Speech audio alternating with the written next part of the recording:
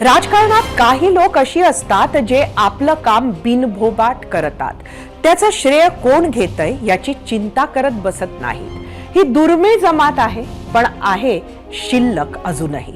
या उलट काही लोक अशी असतात जे स्वतःचं काम करत नाहीतच, पण दुसऱ्यानं केलेल्या कामाचं श्रेय लाटण्यात फार माहीर असतात. निवडणूक जवळ आली की या दोन्ही प्रकारातली लोक आपल्याला ऐकायला पाहायला मिळतात.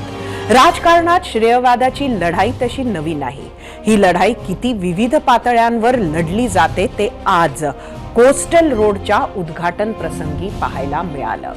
नेकी कर दर्या में डाल किंवा कर्मण्येवाधिकार असते मा फलेषु कदाचन हे तत्व सध्याच्या राजकारणात तरी लागू होत नाही, हेच खरं. या सगळ्यात मात्र श्रेय कुणीही घ्या, पण विकास कामं पूर्ण करा असंच जनतेला वाटत असेल.